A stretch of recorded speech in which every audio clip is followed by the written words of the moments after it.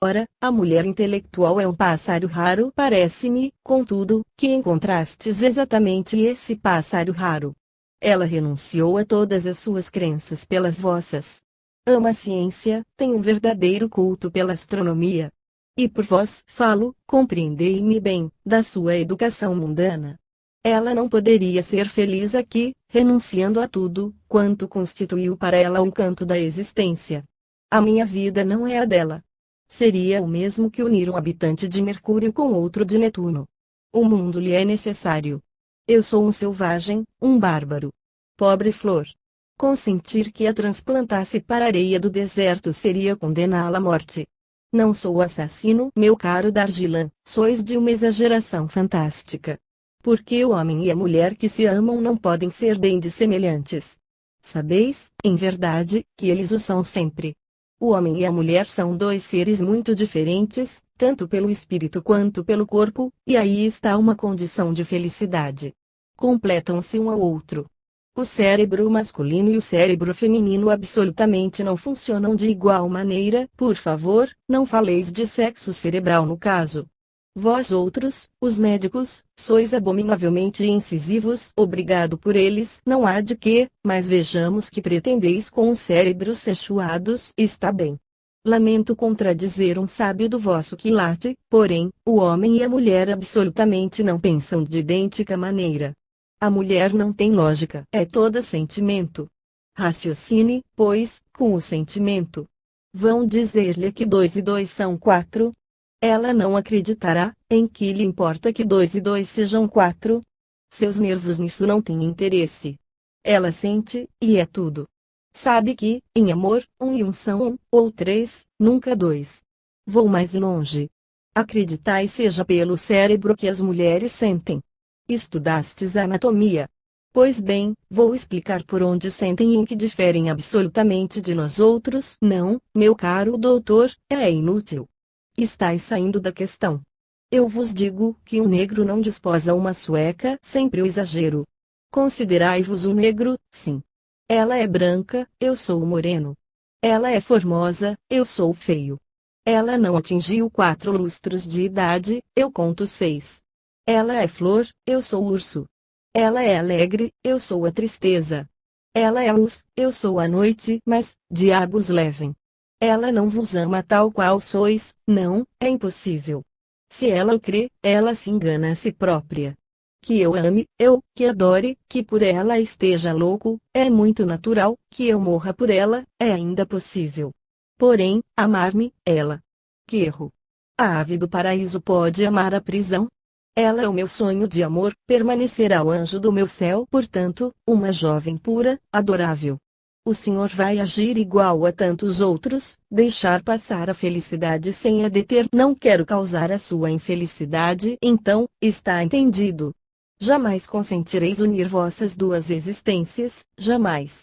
Amo-a muito, para que tal admita, é tudo, quanto desejava saber. Adeus. E o doutor, levantando-se, foi em direção à porta. Que ides fazer? Dar a vossa resposta à senhorita Dossian, pois recebi as suas confidências. Eu já vos disse, ela está no leito, bastante adoentada. E daí, e daí? Não a vereis mais. Heróica abnegação. Na manhã seguinte à da conversação precedente, o conde e a condessa de Noirmoutier decidiram muito bruscamente a volta imediata a Paris. Fatigada, enervada, doente, Estela não abandonara seu aposento havia mais de uma semana. O doutor afirmou, porém, que ela poderia suportar a viagem, acrescentando que o derivativo resultante da mudança de ares talvez lhe fosse até favorável. Aconselhou fazer-se um desvio de itinerário até Royan, mas Estela recusou isso, formalmente. A partida foi marcada para a manhã seguinte. Ela só pensava nele. Ele só pensava nela. Sim, seus fluidos, e assim suas almas, estavam associados, e daí em diante viveriam ambos da mesma atmosfera. O astrônomo sonhava só com a sua estrela, e a estrela brilhava apenas para o astrônomo. O amor é ser em dois, formando um. Dargilan sentia que uma juventude sem amor é semelhante a manhã sem sol. Embora não houvesse retribuído o beijo que lhe dera, ela o recebera deliciosamente, estavam ligados para sempre, ela absorvida nele, ele absorvido nela. Todavia, seu espírito científico de astrônomo havia perdido a faculdade de trabalho, que, até então, constituía toda a sua vida. Sentia-se muito infeliz. Tentou, apesar disso, retomar os estudos sobre Saturno. Essas últimas noites de setembro estavam tão belas. Ensaiou, mas, seus pensamentos, distraídos, abriram asas e voaram para longe. Na noite da decisão tomada no castelo para o regresso, a viva luz do luar em plenilúnio impedia qualquer observação telescópica, e o contemplador, debruçado à balaustrada do terraço, pensava na bem-amada, enxergando só a ela. O agreste perfume das campinas vizinho, recentemente ceifado, impregnava a atmosfera, deslizando qual um sopro embalsamado. A paisagem era silenciosa e solitária. Se ela viesse aqui, nesta noite tão maravilhosa, dizia de si para si, quanto eu seria feliz. E teve a ideia de atraí-la, apenas pela força psíquica, da qual fizera tantos estudos na primeira obra lida por Stella. Voltou-se para a direção do castelo, e estendeu os braços. Vem, vibrou ele em fervente amor, vem, minha bem-amada. Unamo-nos por um instante em face deste belo céu. Amo-te, quero-te, não posso viver sem ti. Vem para junto de mim, quero sentir-te, respirar-te, a sós nesta solitude. Stella, depois de feitos os preparativos da viagem, deitara-se e adormecera. Levantou-se, vestiu-se, envolveu-se em um manto, desceu a escada, abriu uma porta e saiu no parque. Seu ser estava como que mergulhado numa espécie de estado sonambúlico. Galgou lentamente a senda que conduzia à pequena porta de comunicação com a montanha. Dargilan a viu chegar pelo pátio do jardim, ouviu quando subiu a escada, e esperou. Seu coração pulsava violentamente. Stella apareceu diante dele, branca e pura, qual visão celeste, e parou. Seus olhos estavam abertos, e ele sabia que o sono normal cedera lugar ao sono hipnótico. Tinha diante de si uma criatura que teria obedecido cegamente a todas as suas ordens, porém, de forma alguma queria um autômato.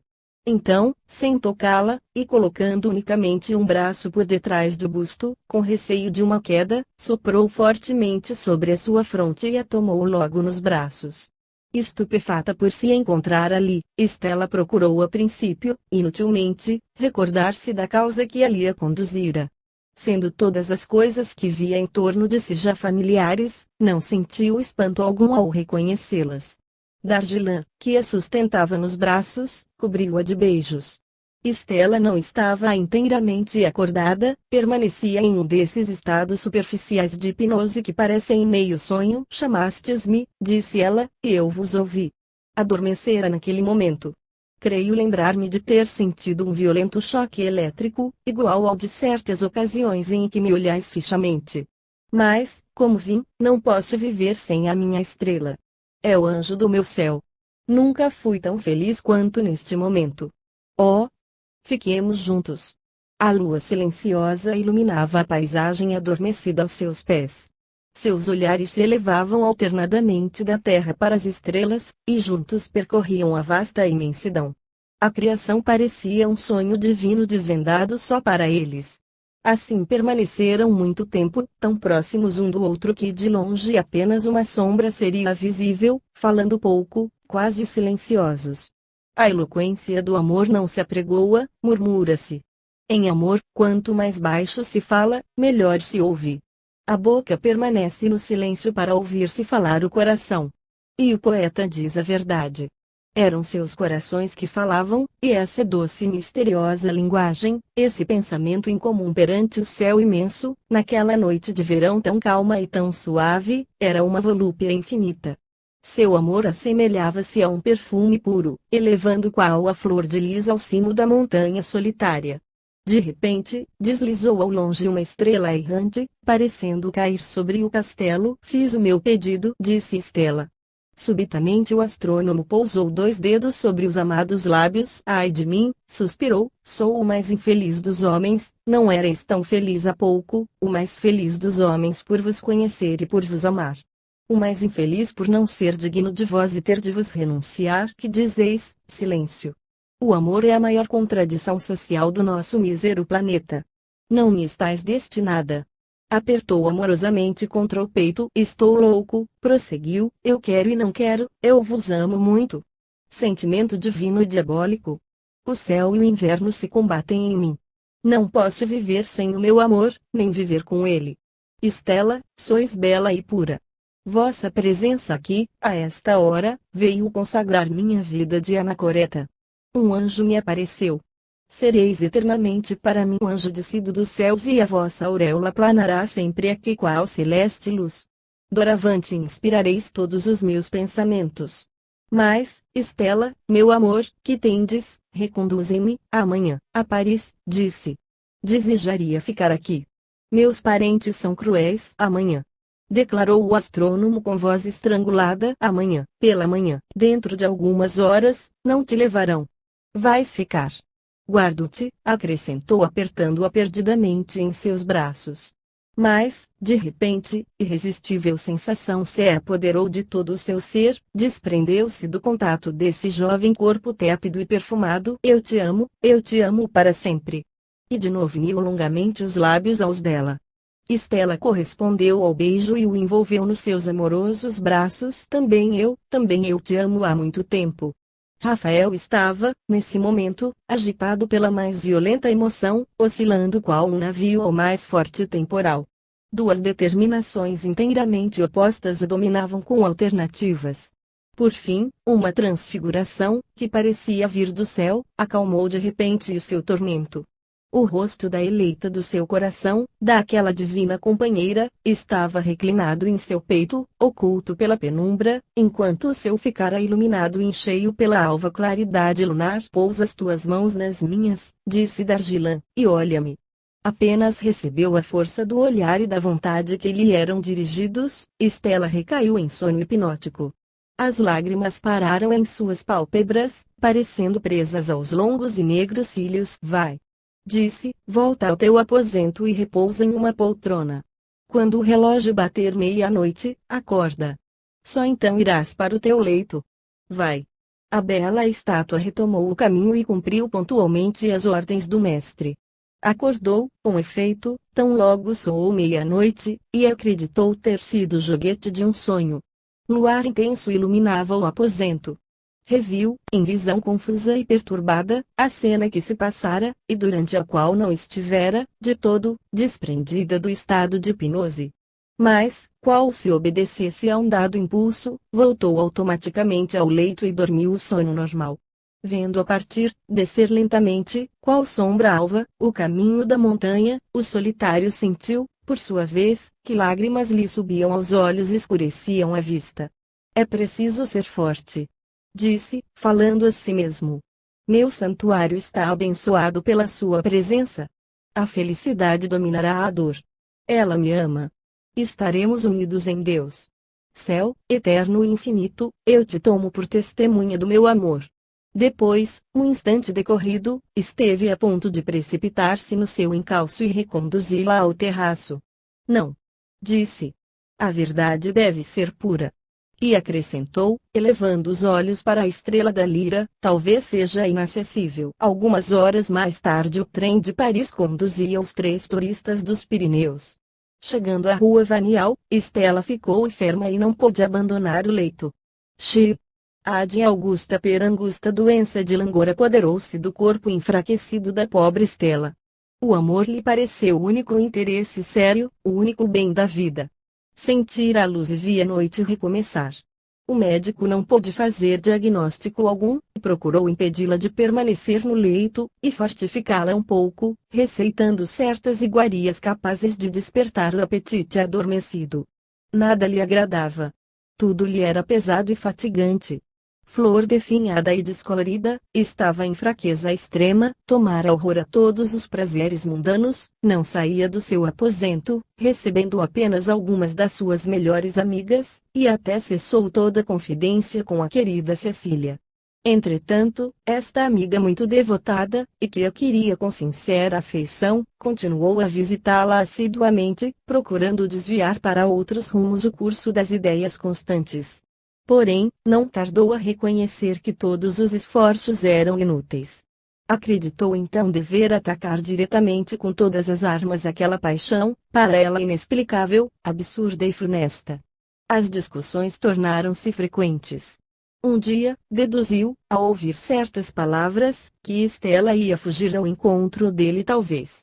Teve uma crise de nervos que terminou em lágrimas, mas a cólera explodiu novamente em seus olhos. Não te compreendo, continuou Cecília. Há razão para que digam que as moças são loucas. Escolha esse selvagem. Como queres que te aprovem? Tu, a quem basta levantar o dedo para ser duquesa ou marquesa, rainha do mundo mais elegante, tu jamais amaste? Sim. O amor é cego, todos o sabem. Porém, em ti é mais do que cegueira. É uma tolice que fará de ti a mais infeliz das mulheres e da qual te arrependerás por toda a tua vida. Tu preferir a miséria à riqueza, e que mais, sim, a miséria. Não tenhas dúvida. Sem criados, pois afinal de contas esse velho jardineiro e sua mulher ou nada é quase a mesma coisa.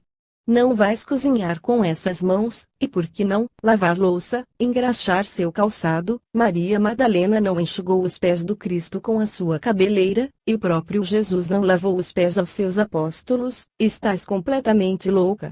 E pensas que ele te amará com mãos avermelhadas e encardidas? E depois cairás doente, fatigar-te-ás, esgotar-te-ás, ficarás feia, morrerás. Oh, meu Deus! Vamos, minha Estela, eu te suplico, ainda é tempo, raciocina, reflete, o caso é sério, é a tua vida. É a tua morte, talvez. Estela, vejo mais longe do que tu. Quanto eu te lamento. Tomou-a em seus braços, soluçando. Ele ou o convento, replicou. A verdade ou coisa nenhuma, o convento. Exclamou Cecília, Carmelita. Pois bem, irei contigo. Essas discussões entre as duas amigas se tornaram frequentes, sem produzir mudança alguma no estado de alma de Estela. Durante os 2 primeiros meses, escreveu algumas vezes ao Dr. Bernardi, a pretexto de consulta, porém, em verdade, na esperança de ouvir o eco longínquo de uma voz amada. Não recebeu dele nenhuma palavra escrita, apenas, 2 dias após seu retorno à capital, uma rosa e um pensamento ligados. O outono chegara, trazendo seus dias cinzentos para o céu de Paris, e a tristeza do adeus do sol. Uma carta lhe trouxe a notícia de que o solitário estivera doente, de que se achava em convalescença, de que se insulara mais do que nunca em seus estudos e de que preparava um livro sobre o amor no além da vida. Podemos ensaiar a sondagem desse abismo vivo que se chama o coração humano, e jamais encontraremos nele uma alegria ou dor iguais às que pode causar o sentimento do amor. Bem depressa os parentes de Estela julgaram compreender que ela estava decidida a tomar o véu de freira. A jovem sentia que para amar a vida era preciso partilhá-la com outrem, e teria achado a morte menos assustadora do que o eterno deserto do coração.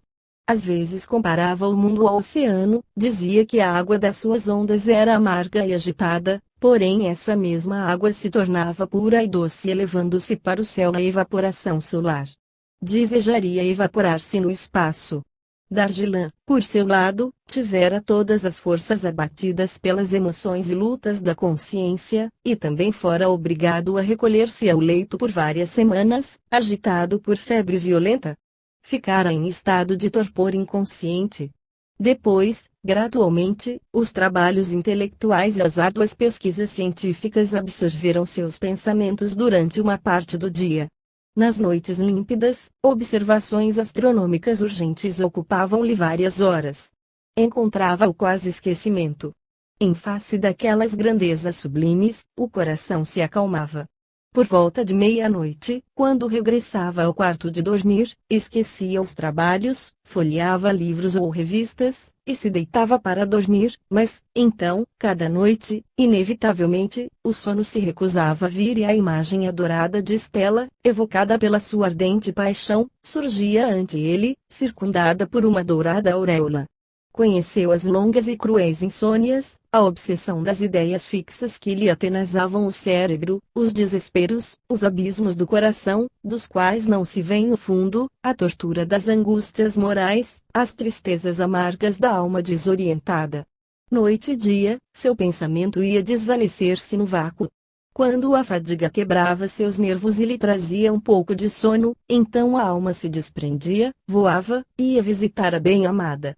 Aconteceu, em meio do inverno, que todas as noites, quando 1 hora da madrugada, precedida dos 4 quartos de aviso, batia no sino sonoro de um velho relógio de castelo, em um jardim da rua Vanial, Estela, quer estivesse adormecida, quer estivesse acordada, via aparecer ao pé de seu leito o rosto de Rafael, contemplando-a fixamente.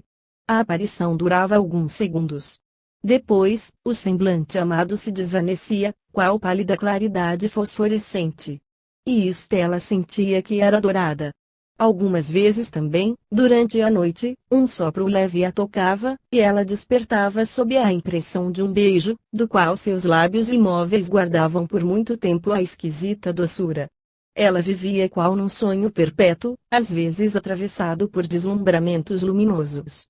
O trabalho misterioso de sua carne lhe fazia pressentir uma vida desconhecida, parecendo ao mesmo tempo encantada e inacessível. Porém, ela se concentrava, envolvendo-se com o véu das noivas do além, guardando-se qual um tesouro em um túmulo. Os banquetes e as reuniões do ano anterior tinham retomado o seu curso, mas todas as solicitações de seus tios resultaram inúteis. Soube com satisfação do casamento do Duque de Junieges, com uma de suas amigas, tão rica quanto ela. Cada vez mais encerrada no seu insulamento, dedicou-se à leitura das obras do Solitário, de Pascal, de D'Alembert, Roussel, Goethe, Shakespeare, Ossian, Lamartine, Musset. Por quais ramificações ocultas os conventos e estabelecimentos religiosos conseguem estar tão exatamente ao corrente das fortunas particulares, dos dotes e das heranças? É o que o autor desta narração ignora. Mas, por uma coincidência notável, não fizera 3 meses ainda que a senhorita D'Ossian manifestasse, a bem raras pessoas, a intenção de abandonar o mundo. Já sua tia começara a receber a visita de diversos eclesiásticos que, sob pretexto de donativos para obras pias, tinham elogiado, perante a jovem, as vantagens de certas casas religiosas onde acabavam de entrar a filha do general X, a sobrinha do ministro Y ou a filhinha da duquesa de Z, viúva, dotada. O conde e a condessa de Noirmoutier não acreditavam ainda nessa determinação. Entretanto, repetidas vezes falara a Estela da sua maioridade próxima e se informara do estado de sua fortuna. Soubera que as suas 60.000 libras de renda representavam um capital de mais de 2 milhões. Um dia, dirigiu-se ela própria ao velho notário da família e lhe expôs o desejo de abandonar sua riqueza, renunciar. Exclamou o notário. Que está dizendo, senhorita? Sim, fazer uma doação. Para quê? Para quem? Com que fim? Desejo afastar-me do mundo. A conversação se prolongou sobre o assunto por mais de 1 hora de discussão complicada. O excelente homem, pressentindo sob tudo isso algum mistério, prometeu a si próprio falar com o tio Noirmoutier e despediu a sua original cliente, assegurando ocupar-se do caso e a necessidade de fazer primeiramente a avaliação exata da fortuna. E, com efeito, poucos dias após, soube pelo conde a história dos Pirineus. Decidira Estela seriamente encerrar sua vida em um mosteiro. Ouvira falar de alguns, estava até informada dos exercícios com que ali se ocupavam, porém deixava as coisas correrem sem nada resolver, e o mês de abril, o mês da sua maioridade, chegou sem que ela houvesse tomado decisão alguma. Enquanto isso insensivelmente, sua vontade se fechara de modo irrevogável. Resolvera ser pobre, após muitas discussões, deu ordem ao seu notário para vender todas as suas apólices e distribuir o produto conforme o julgamento e as luzes dele próprio. O homem da lei e o tutor tiveram então frequentes entendimentos para a execução dessa estranha vontade. Decidiram vender os títulos de renda, de acordo com as intenções formais da jovem, a qual mostrariam as contas de venda, mas, imediatamente, comprarem outros, ao portador, e depositá-los no Banco de França em nome do conde de Noirmoutiers, do qual era Estela a herdeira única. Conforme o modo de pensar desses dois homens, a fortuna ficaria à disposição de Estela em dia próximo, quando o que chamavam sua loucura cedesse lugar ao regresso da razão. Porém, deixá-la-iam na persuasão de que as suas intenções tinham sido fielmente executadas, e até lhe indicariam o emprego e a distribuição das importâncias. É igual, disse o conde, e eu preciso confessar que o amor é o que há no mundo de mais desarrazoado e mais louco. Se fosse razoável, não seria amor, replicou o velho notário. Mas isso passará. Tudo passa. Não tenho observado, acrescentou o conde, que, em geral, as mulheres não raciocinam, jamais igual a nós outros, em todos os casos. Mas é provável que elas julguem raciocinar, e o fazem à sua maneira. Não me refiro às enamoradas. Nessa hipótese, elas nem sonham em raciocinar. E os enamorados, então, caluda. Já se escoaram mais de 6 lustros. E, demais, os homens têm desculpas, as mulheres são tão belas, basta. Basta. Senhor notário. 6 longos meses tinham decorrido. Os parentes e as últimas amigas de Estela esperavam a cada dia receber a sua decisão, sobre a escolha do convento. Falava-se de Lourdes e de Pau. Estela observou que, desde o dia em que sua fortuna deixou de lhe pertencer, os padres cessaram as visitas. Na sua solidão dos Pirineus, Dargilã, por sua vez, caíra em negra melancolia. Foi a muito custo que, no decorrer do inverno, chegou a escrever algumas cartas aos grandes espíritos com os quais mantinha correspondência. Dirigira 2 a Victor Hugo. Sem dúvida exprimiu, sem de tal a perceber-se, um estado de alma bem perturbada, pois a resposta do poeta, uma das últimas cartas que escrevera meses antes da sua morte, terminava por esta divisa dos conjurados do Hernani. Ad Augusta per Angusta. Victor Hugo. Felicidade suprema. Em uma noite de princípios de maio, Dargilã observava em sua luneta um magnífico conjunto de estrelas situado na constelação de Hércules, e, em meio ao silêncio absoluto da noite, estava ocupado em escutar e contar as pancadas do pêndulo para determinar a distância desse conjunto a uma estrela vizinha, que brilhava um pouco a leste, quando um leve ruído, semelhante ao roçar de seda, feriu seu ouvido atento e, voltando-se para o lado de onde parecia vir o frufru, percebeu a figura de Estela a alguns passos dele. Aproximava-se lentamente, como se deslizasse sobre o solo. Sua alvura assemelhava-se à de ligeira nuvem semi-transparente, iluminada pela lua. O semblante, porém, não era tão alvo e parecia levemente rosado. Os olhos eram difíceis de reconhecer, mas olhavam de frente, e, quando a figura passou diante dele, o astrônomo viu bem que a cabeça se voltava e os olhos continuavam a contemplá-lo. Sentiu na fronte algo parecido ao sopro vivo do beijo de um anjo, e viu a aparição desvanecer-se, dissolvendo-se. Em breve restava apenas uma leve claridade no lugar do coração, e essa claridade suavemente se elevou no céu pela abertura existente na cúpula. Rafael teve medo. Julgou que a aparição anunciava a morte de Estela e, abandonando o seu escabelo de observação, foi soluçar na poltrona. Sua natureza muito impressionável, desde tanto tempo superexcitada por uma série de agitações violentas, confundira o duplo de um vivo com um fantasma de morto, embora conhecesse exatamente as diferenças tão características que distinguem essas 2 ordens de aparição. O corpo astral tem, com efeito, nesses 2 estados opostos, aspectos bem dissemelhantes. Abandonando-se ao desespero, não duvidou de uma catástrofe, e, quando a noite cedeu lugar à aurora, o sol o encontrou abismado em dor e desolação. Incapaz de realizar qualquer trabalho, recolheu-se, depois do meio-dia, à biblioteca, onde começou a folhear alguns velhos livros.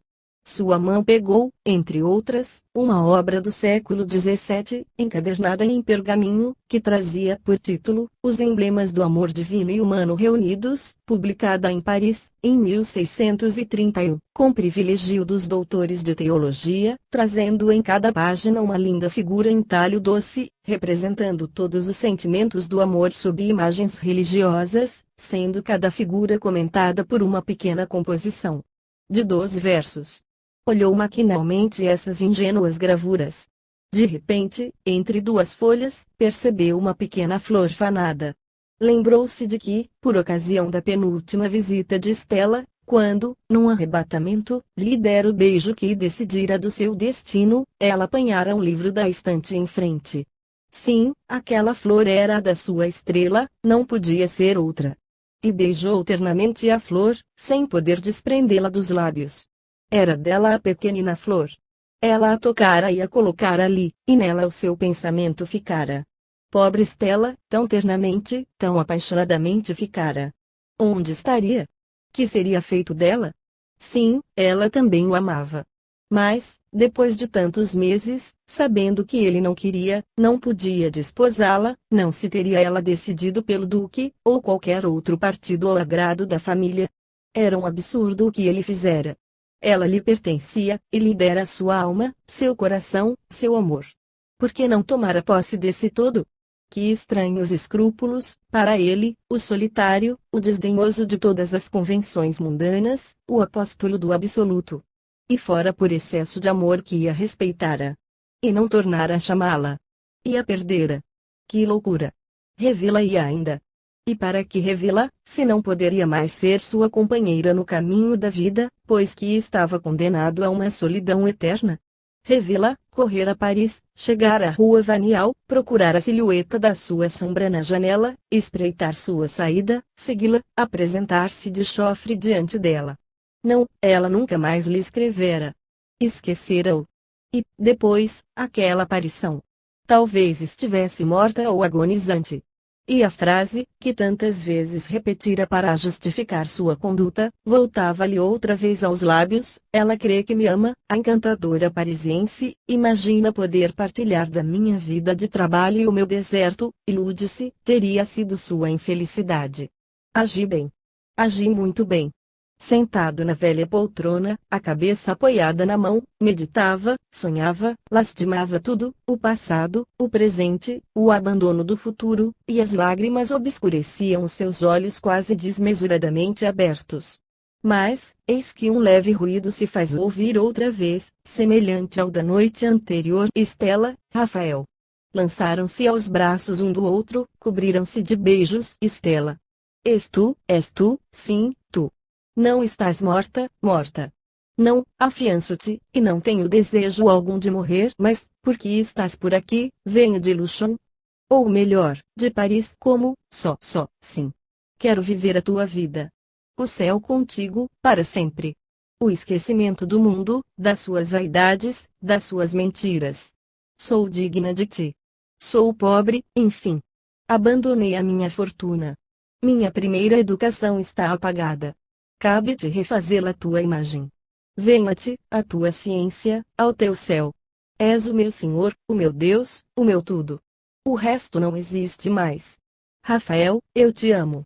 E novamente se lançou ao seu pescoço, deixando sua arrebatadora cabecinha abandonada sobre o robusto peito do sábio. Minha Stella bem-amada. É possível. Não posso acreditar na imensidão da minha felicidade. Tu, para sempre comigo. Oh, vem. Mas, toma cuidado. Meu amor te devorará. E lhe cobriu de beijos a fronte, os olhos, as feices, os lábios. Ali estavam, unidos nos braços um do outro, famintos de amor, embriagados por uma alegria fantástica, ébrios de uma embriaguez infinita, transportados às regiões transcendentes de onde o universo se torna invisível para o ser, que perde a faculdade de enxergar permanecendo absorvido na sua própria felicidade. Certamente, naquele momento, nada, fora deles, existia para os seus pensamentos. Estreitamente enlaçados, seus lábios não se desprenderam, e Stella se abandonara, apaixonadamente aniquilada, no seu amor.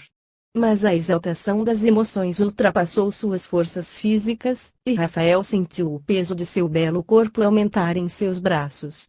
A cabeça reclinara e os olhos estavam fechados. Não falava mais. Ele a susteve com vigor, impedindo-a de cair, e, delicadamente, com 1000 precauções, levou-a para seu aposento, depondo-a sobre o leito. Stella não despertou. Inquieto e agitado procurou as causas daquela síncope, pensou em pedir o auxílio dos 2 velhos jardineiros, porém, antes, abriu as janelas de par em par, a fim de que penetrasse no aposento o ar balsâmico do bosque. Mas o sopro daqueles lábios adorados apenas era sensível e as mãos começavam a ficar frias. Pensou, então, que talvez ela estivesse comprimida em suas vestes, e, com as mãos inábeis e febris, desabotoou o corpete, desapertou a cintura, num meio despir. Receando então que ela se resfriasse, tornou a fechar as janelas. A bela criança continuava adormecida. Sua cabeleira magnífica se desenrolara e estendera pelo travesseiro, qual auréola de seda. Dargilan conseguiu, enfim, após algumas tentativas infrutíferas, retirar a terrível couraça com que a maioria das mulheres, sob o nome de espartilho, deformava o talhe havia séculos. Somente então o peito da desmaiada se encheu de ar, e, com um suspiro, despertou e abriu os olhos. Que suplício fora aquele estado para Rafael! Mas também, doce compensação, que tentativa deliciosa, que riqueza de revelações, quantos tesouros descobertos. Ele, que nunca vira mais do que gravuras ou estátuas. Aquelas formas primorosas, aquela brancura láctea, toda uma atmosfera de voluptuosidade mergulhavam-no em um êxtase embriagador e apaixonado. Aquela deslumbrante criatura lhe aparecia mais bela do que todas as estrelas do céu. Parecia-lhe estar ali o que Deus havia formado de mais esplêndido e mais admirável. A visão do infinito nos céus brilhou ante seu espírito maravilhado, e seu amor por Estela lhe pareceu mais imenso que o infinito. E porque ela tivesse aberto os olhos e lhe sorrisse mais tranquilo a respeito do seu estado, abraçou-a ternamente. Estava quase inteiramente despida. Então Rafael ficou a contemplá-la, adorá-la na sua esplêndida beleza. Anjos do paraíso! Nunca assististes em redor do trono do Altíssimo a uma adoração mais embriagadora do que a primeira contemplação da mulher por este amante ofuscado. Talvez em outras esferas haja Deus criado seres mais perfeitos, porém, em todas as suas viagens imaginárias, de estrelas em estrelas, e em todos os seus sonhos de populações extraterrestres, jamais o astrônomo imaginara algo semelhante. Ajoelhara-se ante o leito, bem adorara sua divindade querida, tomara-lhe a mão para nela apoiar os lábios ferventes, e depois os beijos subiram, acariciando os braços, o colo alabastrino. O amor não é apenas o mais ideal dos sentimentos, o maior e o mais sublime. É também a mais deliciosa das sensações e a mais violenta das paixões. Prova-se o divino néctar, bebe-se na taça encantada, mergulha-se em embriaguez infinita. Os dois amantes conheceram o que jamais haviam divisado, e, esquecidos da terra obscura, viram-se transportados a uma região de delícias, onde, banhados de claridades, embriagados de luz, adormeceram no êxtase de um sonho encantado. Quando despertaram, a noite era profunda e constelada. Uma linda estrela branca, Vega, da Lira, enviava pela janela, em saudação, seus raios cintilantes. Repara! Olha, exclamou Estela. É a minha estrela, bem sabes, aquela que eu escolhi, a Lira, replicou, interrompendo-lhe as palavras com beijos. Pois bem. Conheço agora uma lira mais encantadora e mais melodiosa, que bem me fará esquecer a de Pitágoras. Será que observareis o céu, esta noite, meu astrônomo, qual, meu amor? Parece-me agora que existem dois. E o outro está tão longe. E é tão frio. Naquela noite, pela primeira vez o solitário esqueceu inteiramente as estrelas e a astronomia. Só na manhã seguinte tiveram tempo de conversar. Estela contou-lhe suas penas, seus tormentos, suas inquietudes, suas lutas com a família, sua determinação inquebrantável, sua partida de Paris, sua viagem. Amava-o, como acabara de dar prova, mas também amava a ciência, a natureza, a poesia das coisas, os mistérios da criação. Oh! Quanto seria feliz compartilhando a sua vida, trabalhando com ele, pensando igual a ele. Hesitara e sofrera durante muito tempo. Sua atração sobre ela dominara tudo. Hesitações vãs. O espírito procura, mas é o coração quem encontra. Não avalies o que sonhei a noite passada, a força de pensar em ti. Pois bem, anteontem, chegada havia algumas horas a Luchon, deito-me por volta das 11, esperando adormecer e repousar, o banho relaxara-me os nervos, tento espancar todas as ideias que me passam pela cabeça, porém permaneces tu, sempre tu. Por fim, adormeço e, de repente, estou aqui, lá em cima, sob a tua cúpula, onde fazias tuas observações. Vi que não pensavas em mim naquele momento. Creio, meu querido, que a mulher ama bem melhor do que o homem. Tu me esquecias, estavas inteiramente ocupado com uma observação, sem dúvida atraente.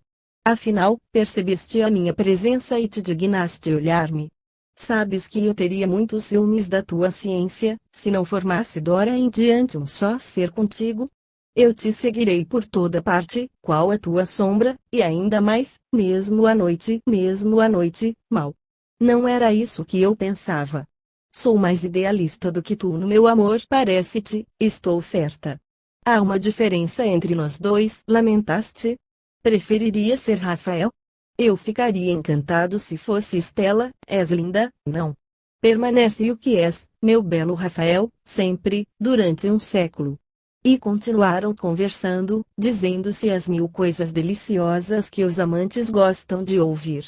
Dargila narrou que a vira realmente, naquela antevéspera, mas receara uma catástrofe, o que explicava as primeiras palavras de espanto pronunciadas à sua chegada quando ainda se achava sob a influência da aparição noturna. Pensava constantemente na sua querida Estela e amava bem mais fortemente, mais apaixonada, mais seriamente do que ela poderia fazê-lo, pois o homem indubitavelmente sabe amar melhor do que a mulher. Oh! Isso é impossível. Não pode saber como eu te amo, tu não estás no meu coração. O dia passou em palavras de amor, em carícias sem fim, o dia e a noite. Pela segunda vez, o astrônomo esqueceu ainda, inteiramente, o céu e as estrelas.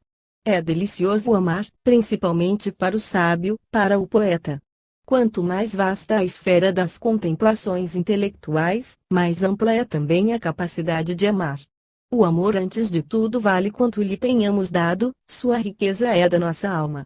O amor de Rafael por Estela era igual ao que dedicava ao céu imenso. E porque a ciência era álgida, silenciosa, sem eco, encontrava na sua divina Estela todo o complemento do amor que a ciência por si mesma não lhe pudera dar. Aos júbilos do seu espírito juntavam-se as emoções do seu coração, aos seus contentamentos intelectuais vinham reunir-se as delícias de um sentimento de afeição profunda e sem reservas. Sua alma ofuscada, atônita, nunca suspeitara tal intensidade de alegria e felicidade. Parecia-lhe que só então nascia para a vida real, que até então esperara, sem encontrá-la, a verdade por fim possuída. Os primeiros dias daquela vida a dois, tão enfeitiçante e tão nova para o solitário, passaram em contínua carícia de suas almas e seus corpos. Diante daquela beleza feminina, ao mesmo tempo casta e perturbadora, quase inatingida por seus sonhos, permanecia em delicioso êxtase, que se renovava sem cessar. Toda a juventude, contida por tanto tempo, despertava em chama inextinguível. Saboreou as inenarráveis delícias de ver e de possuir uma beleza perfeita, entregue a todos os seus desejos. Aquelas formas esbeltas e puras, tão harmoniosas, mármore vivo, que, dos pés à cabeça, apareciam na sua nobre pureza de linhas, encantavam o seu olhar de artista, tanto quanto a sua paixão amorosa. Era um transporte sem fim. A ardente imaginação multiplicava as sensações. Estela morria e renascia animada, ela também, por um ardor encantado, e todo o seu ser, fremente, desfalecia sob os beijos apaixonados. Uma noite, ela pediu a escuridão completa da primeira noite para saborear de outra forma, concentrada nessa treva, para aniquilar-se completamente, pensava ela. Exigiu também fossem fechadas de todo as janelas. Porém esquecera os efeitos elétricos que, em outros tempos, observara no seu próprio corpo. Isso foi para Rafael uma nova revelação, e naquela noite pôde fazer estudos que não adivinhara em suas pesquisas científicas, até então um pouco bizonhas, sobre a eletricidade humana. Define-se a eternidade pela negação do tempo, não lhe sendo aplicável qualquer medida de duração. Também para eles a noção do tempo não existia. Os dias e as noites voavam como horas, ou minutos, instantes inapercebidos. Eternidade em cada beijo. O calendário foi suprimido. Não antes do 8º ou 9º dia, pela manhã já bastante avançada, foi que Esteta disse de repente, procurando fazer esquecido o langor de seus olhos: mas, meu amor, pensei ter desposado um astrônomo. Desde a chegada de sua bem-amada, Dargilan perdera inteiramente de vista a sua ciência, todavia tão querida, não se lembrara um só instante dos trabalhos habituais, que até então haviam sido tarefa exclusiva e assídua de toda a sua vida. A observação de sua companheira despertou-o de um sonho. Em que dia estamos hoje? Perguntou. Procuraram, calcularam, mas em vão, foi absolutamente impossível acertar a quantos dias se abraçavam. Concluíram pelos 8 dias, mas o jardineiro, interrogado durante o almoço, asseverou que já eram decorridos 10. Só então o sábio se lembrou da observação astronômica interrompida pela aparição noturna de Stella. Uma chuva tempestuosa, que desabara compacta durante mais de hora, limpara a atmosfera, e era de prever um belo céu, perfeitamente nítido, para a noite próxima. Ficou combinado que reiniciariam juntos a observação interrompida, e Stella saltou de alegria à ideia de ser associada ao estudo das maravilhas siderais, em companhia de seu bem-amado. Abraçou-o mais uma vez. Se continuas a abraçar-me, nunca poderei voltar ao trabalho. Prometo não te tocar mais. A vida de casal. À noite, o Equatorial foi dirigido para um magnífico agrupamento de estrelas da constelação de Hércules, denominado Messier 92. Por que esse nome? Interrogou Stella. É necessário que me ensines tudo. Esse nome é o de um observador modesto que passava as noites em uma torre da comunidade do Palácio de Cluny, em Paris, nas ruínas das antigas termas de Juliano. Essas construções existem ainda. São veneráveis.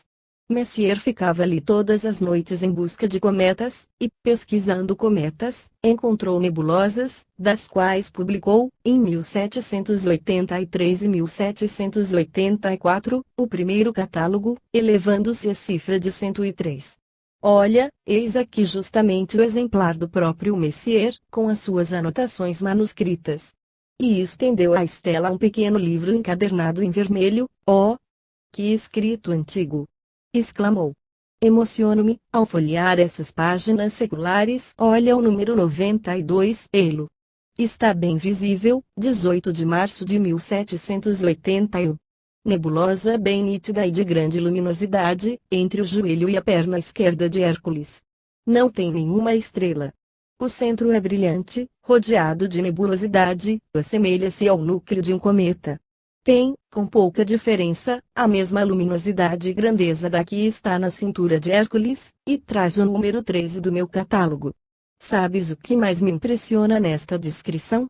É o joelho e a perna esquerda de Hércules. Pode-se ver isso no céu? Olha tu mesma. Vem ver. Conduziu ao terraço e lhe mostrou a constelação. Olha. Está perto da minha estrela, justamente. Perto da Lira. A coincidência é bastante curiosa. Precisamente nesse rumo tinha eu os olhos quando da tua aparição.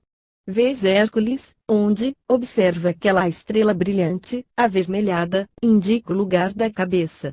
Essa estrela se chama Alfa. Sim, vejo. Então aquela estrela é Alfa de Hércules, e tem uma história, das mais estranhas, por motivo da natureza inteiramente bizarra da sua luz. Narrá-la-ei mais tarde. Agora, olha ali uma estrela também brilhante, porém mais clara, tem o nome da letra grega beta e indica o ombro direito de Hércules. Do outro lado, aquela segunda estrela, sim, aquela, marca o ombro esquerdo e se chama delta. Aquela terceira assinala a anca direita e se denomina zeta. Continuando em linha reta, aquela outra corresponde à coxa. Enquanto Dargilan lhe mostrava a estrela, Stella lhe deu prolongado beijo na boca. Ah! Se não ficas quieta, não continuaremos.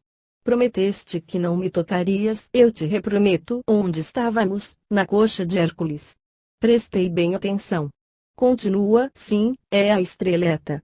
Depois a perna se encolhe com aquele alinhamento, de sorte que o homem está de joelhos. Agora, olha ali, depois de delta, aquele outro alinhamento de estrelas desenha o braço esquerdo, segurando um ramo, enquanto o direito sustenta a massa. Pois bem, com essas estrelas podes traçar o esboço de um homem ajoelhado, inclinado, com a cabeça para baixo, precisamente, vejo que o reconheces. Não se deve pensar em encontrar nas constelações pinturas de Rafael, Miguel Ângelo ou Rubens. Não. São simples agrupamentos de linhas, esboços, como os podem desenhar as crianças, que com 2 traços de carvão fazem 2 pernas, com outros 4 um corpo, com outros 2 os braços, com um círculo a cabeça. Eis tudo. Ao traçar esses croquis, corporificando nesses alinhamentos representações de seres reais ou fictícios, a imaginação de nossos antepassados povoou esses espaços silenciosos de uma vida extraterrestre, mais ou menos bizarra e fantástica. Viviam muito mais e muito melhor do que nós outros, com a natureza.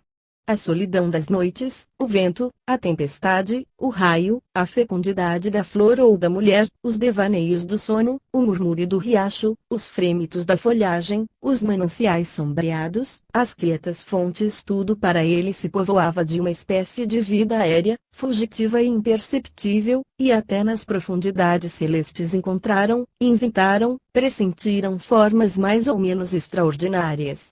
Sim, se observas com atenção, se segues esses alinhamentos, se julgas que neles nada há, que as constelações na realidade não existem, e se pensas que os nossos avós quiseram desenhar no céu figuras quaisquer, para serem assim identificadas, tu encontrarás este esboço do corpo de Hércules ou do ajoelhado, qual o denominavam os gregos, da mesma forma que ao lado, na tua querida lira, adivinharás um instrumento de música alongado, do qual Vega indica o braço, o cimo, uma lira, cítara ou harpa, da mesma forma que naquelas estrelas da coroa, ali, ao outro lado de Hércules, vês uma coroa formada com grande exatidão, e mais distante adivinhas um delfim, e um pássaro sustentado por 2 asas abertas. Essas denominações, paralelos e criações mitológicas são graciosas e poéticas. Os modernos quiseram completá-las, improvisando figuras nos intervalos não ocupados pelos antigos, mas foram pouco felizes, pesadões, tediosos com as suas invenções canhestras, o atelier do escultor, o fornilho do químico, o cavalete do pintor, o relógio, a máquina pneumática, o sextante, o lutante e também a raposa, o ganso e o gato. Tudo isso é artificial e parece ligado por ficções. Quanto era bem mais viva a mitologia pagã, com os seus 12 signos do zodíaco, avançando gravemente ao longo da esfera, com a Virgem conduzindo Arista, Andrômeda encadeada, Cassíope no seu trono, ou o cavalo Pégaso lançado no espaço, e o jovem Perseu sustentando na mão a sangrenta cabeça de Medusa. Mas, não esqueçamos o nosso montão de estrelas de Messier. Vem admirar ao telescópio. Parece uma pequena nuvem luminosa, disse Stella, uma poeira de pequenas estrelas. Oh! Eu o vejo bem agora. É prodigioso, cada um desses pequenos pontos é um sol semelhante ao que nos ilumina. É uma aglomeração de estrelas, milhares de sóis iguais ao nosso. O menor desses pontos luminosos é 1 milhão de vezes maior do que a Terra. É possível? Milhares de sóis. Então esse conjunto deve ocupar um espaço imenso. É muito luminoso no centro. Está longe daqui, certamente seriam necessários mais de 3.000 séculos num trem expresso para chegar até lá. Quanto à extensão, é um universo. Em comparação, a Terra não passa de um grão de pó. O espaço é escuro em torno. É o fundo do céu, fundo do céu. Que queres dizer? É verdade. O espaço não tem limites. E essas estrelas que vemos ali, de todos os tamanhos, a diversas distâncias do conjunto, estão mais perto de nós ou mais longe, mais perto, sem dúvida. Não vês uma, bastante luminosa, um pouco à direita? Não, não vejo bem, respondeu, desviando a cabeça da ocular. Dargilan se aproximou para observar no equatorial. Stella se mantinha em pé, ao lado dele, e suas cabeças se tocaram. Tu és preciosa, disse Dargilan, abraçando-a pelo pescoço. Eu estava procurando. Mas não, os sabugueiros ainda não floriram. Meu Rafael. Amo-te, querida, meu encanto. Queres que te diga o meu pensamento? Pois bem, não há nada mais lindo do que uma bela jovem senhor astrônomo. E as estrelas? Naquela primeira noite de trabalho, a observação astronômica, apenas começada, foi subitamente interrompida. A vida de casal continua. A noite seguinte estava tão bela quanto a da véspera e o agrupamento de Hércules, disse Estela. Ontem interrompeste subitamente a observação que fazíamos. Lamento realmente. Lamentas muito, muito mesmo, não queres compreender que adoro astronomia. O amor e a ciência devem caminhar lado a lado. Vou hoje à cúpula. Quem me amar que me siga. Um instante depois, a magnífica porção de estrelas estava novamente no campo do equatorial. Dizias-me haver ali uma pequena estrela vizinha, bastante brilhante. Veja, pois bem, minha querida, quando teu duplo passou por mim naquela noite, estava ocupado em ouvir os movimentos do pêndulo, contando-os, para saber quantos segundos de distância há entre o conjunto e a estrela. Com que fim? Para sabê-lo, desde logo, e determinar assim a posição exata do aglomerado, depois, para verificar se nessa distância houve alteração. Então, já foi medida, sim, e é esse um dos encantos da astronomia. Nossos olhos se encontram hoje sobre pontas celestes em que se detiveram já espíritos que veneramos. Assim, Messier observou e descreveu esse conjunto em 18 de março de 1781, William Herschel em 15 de agosto de 1783, Lalande em 25 de maio de 1795, no mais aceso período das jornadas tumultuosas de Pradial. Ano 3, Bode já o observara em 1777, um astrônomo poeta, D'Arrest, observador exato e preciso ao mesmo tempo, mediu com todo cuidado e minuciosamente o descreveu em 23 de outubro de 1863, extasiou-se com o seu esplendor e, na sua bela linguagem latina, o denominou Acervus ad spectus condissimus. Pois bem, naquele ano a distância entre o conjunto e a estrela era de 33 segundos e meio. Se quiseres, vamos medi-la ambos esta noite. De que modo? Oh! Muito simples. Basta ouvires os batidos daquele pêndulo e contar em voz alta quando eu te disser aquele pêndulo. Marca 17 horas, é um pêndulo sideral. Ainda aqui, vês que os astrônomos vivem fora do mundo. Não temos as horas vulgares. Se quisesse saber a hora, para o público, consultando este relógio, terias que fazer um cálculo bastante longo. O que vês ali é a hora das estrelas, a hora da sua passagem pelo meridiano. Quanto é divertido! Então não temos mais a hora dos outros. É também o que se me afigura desde há 11 dias, parece que aqui cheguei agora mesmo. Nosso coração é um pêndulo sideral. Será que todos os astrônomos têm essa hora simultaneamente? Sim. Quer se observe o céu na América, na África, Ásia ou Europa, é aquela hora que nos rege. Somos uma sociedade à parte. E, como te disse, tal sociedade permanece através dos séculos. Foi essa hora que Herschel consultou quando, há mais de um século, observou esse mesmo conjunto no céu. Quer observemos da Inglaterra, qual o fez Herschel, da Dinamarca, de igual modo que D'Arrest, da Alemanha, a exemplo de Bode, de Paris a repetição de Messier, dos Pirineus qual o fazemos esta noite. Estamos sempre no céu, e não conhecemos e jamais conheceremos as divisões de fronteiras. Viva a astronomia! Os astrônomos são felizes mortais. Mas, por que não se adota para o público essa divisão do dia em 24 horas, em vez de 2 vezes 12 horas, feito crianças? Porque seria muito simples, muito lógico, muito razoável. Queres contar as batidas do pêndulo? Sim. 1, 2, 3, 4. Espera. Começarás no momento exato em que eu disser, top, pronto. Estou top, 1, 2, 3, 4. 33, 34 top, 34,5. Há um segundo mais do que em 1863. Será necessário repetir a observação um grande número de vezes, para assegurar a exatidão. Suponhamos que esta diferença de um segundo esteja certa. Não parece nada, um segundo. Pois bem, é enorme. Essa diferença nos indica que o conjunto, ou a estrela vizinha, ou ambos talvez, se deslocaram na direção este-oeste. E, com elementos suficientes de cálculo, encontraríamos sem dúvida um movimento considerável, não somente de 100.000 km por hora, qual a Terra na sua translação anual em torno do Sol, mas de 200, 300, 400.000 km por hora, ou mais. A medida em si própria parece um pouco prosaica. Contar 1, 2, 3, 4 não é uma operação transcendente. Porém, quantas vezes o resultado é interessante quando nos mostra, assim, todos esses sóis lançados no espaço com uma velocidade vertiginosa, mas, pela minha parte, não acho as cifras tão fastidiosas como se diz. Resolvi problemas no internato e aprendi geometria. Até vou estudar logaritmos. Para isso não, senhorita meu anjo, oponho-me formalmente. As matemáticas não são assunto para mulheres. Já tirano, sim, minha querida. Toma da ciência tudo o que ela tem de agradável, mas não te tornes muito técnica, pois emagrecerias. Estou encantado por saber que não tens horror a cifras, porém não